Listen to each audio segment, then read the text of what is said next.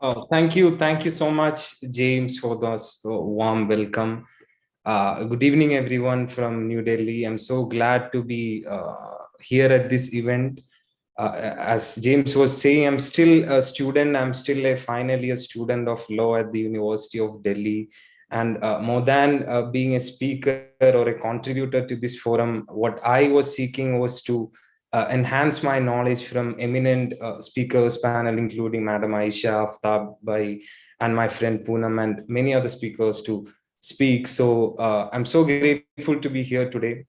So, as James was saying, I'm currently running an independent peace building research project, which I initiated from my university back in 2019. So, I am going to speak a little bit about the historical perspective on Kashmir dispute, how the British colonization or even the partition has a relevant influence on today's situations in Kashmir. And more than a historical analysis, I'm trying to put up some of my suspicions, which I'm trying to authenticate through my research. So, as we know, there are often infinite debate arguments both on the positive and negative impacts of the British colonization of the Indian subcontinent. And some of the impacts were positive for India, but most of them resulted from British imperial interests being prioritized over domestic interests. Although many of their influences were officially brought to an end upon the independence in August 1947, it is apparent that the extended period of foreign control had impacts that persist in modern day India.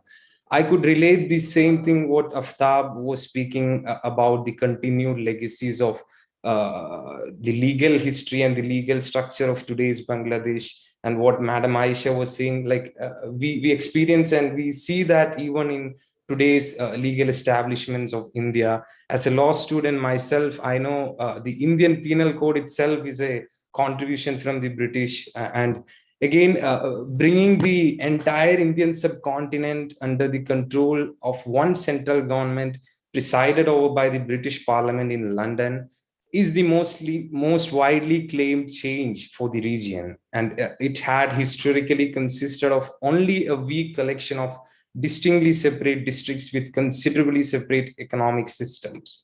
As the Indian sociologist Andre Bitterle had written, the universities established by the Raj opened new horizons, both intellectually and institutionally, in a society that had stood still in a conservative and hierarchical mold for centuries.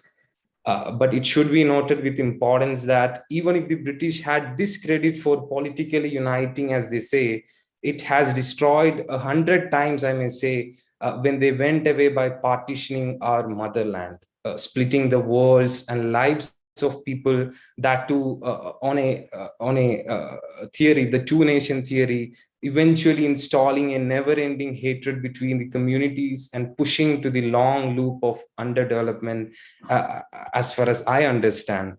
The greatest of reparations that the British still offers to India or the Indian subcontinent should be for their inglorious brokerage of the 1947 partition. There are floating opinions that it was the popular demand of time. The situation in the political spectrum of British India was demanding that, and even Gandhi or the then mighty Congress couldn't stop it. But honestly, even before and now, during my humble efforts of decoding the legacies of partition, I am eventually realizing that it was an impiously engineered event by the so called empire whose sun never set. Let's go to the why part later. And anyone who has an idea about the political history of Kashmir would agree on, like whatever we say, the bloodbath of partition in Punjab, the horrific brutalities on the sidelines of Bengal partition, the storm had one or the other way calmed in these two regions after 70 and 5 years of the incident.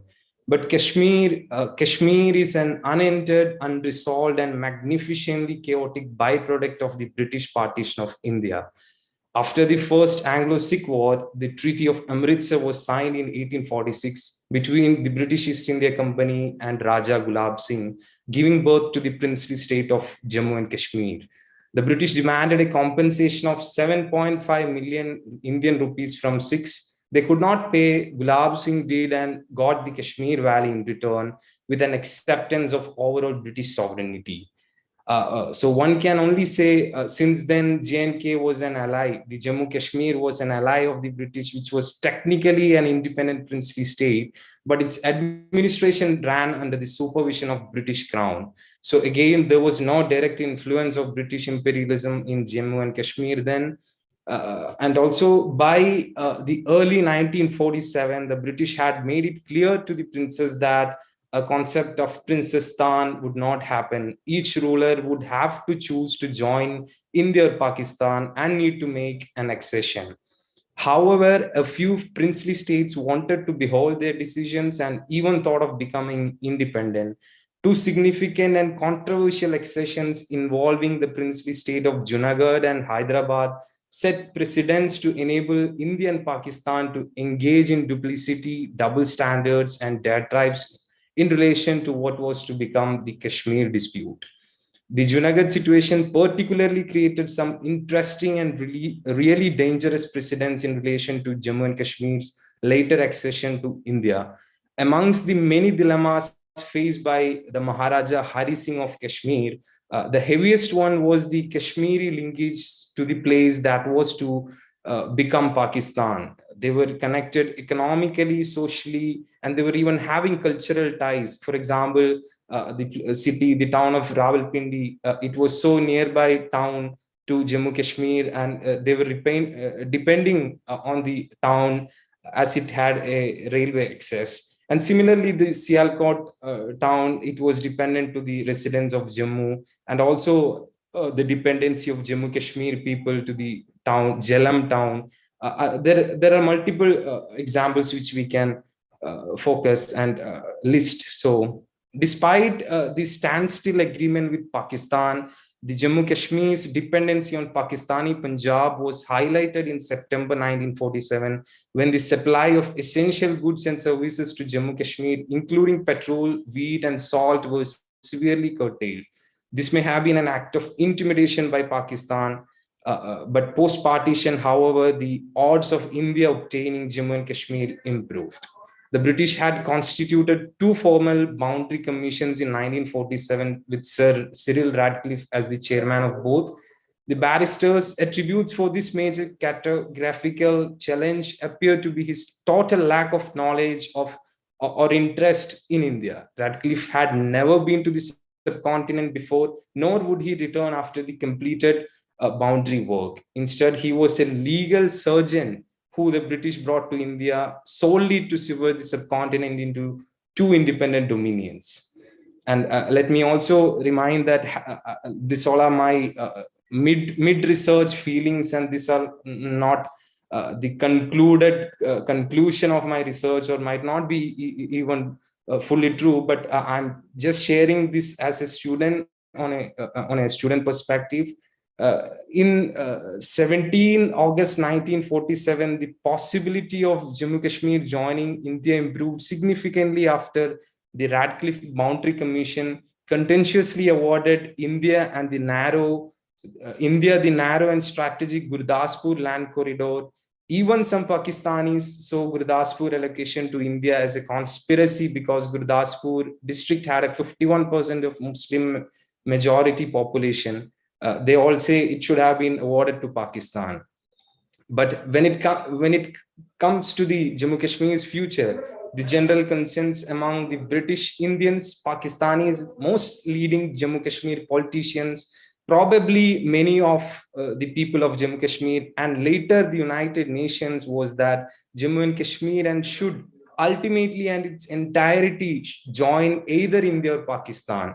This zero-sum game in which one nation would get all of the Jammu Kashmir and the other would get nothing would be a significant impediment resolving the Kashmir dispute. I would need another episode to articulate the brief examples from British imperialistic influence on the present day conflict situations in Kashmir. But all the ambiguities in divisions, the intended partiality from the British authorities had resulted in the partition to be so horrific and wild. And as Madam Professor Aisha Jalal was also mentioning, the sense of partition or the victimhood of partition is still haunting many households, many elder households in India. And the political, the social situations, particularly in India, if you observe recent days, there has been wide discussions about the what do we say, the social unrest that's happening all over the country.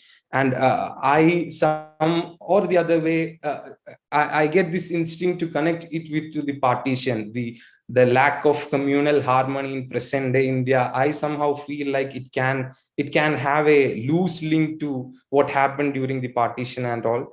So I'm about to conclude what I'm speaking here right now. But as I got the opportunity to do a specific research through the 1947 partition archive on the topic, the impacts of partition in Jammu Kashmir, I realized, like, I had the opportunity to view and to listen and to understand the first-hand witness records from the last generation of survivors of partition and the witnesses of partition. And it was so fascinating and mind-blowing to see that many of the people in Jammu Kashmir, whether they be common people of that time or let them be the political leaders of that time, they were not only opposing the partition of India, but they were really standing for a idea of a united subcontinent.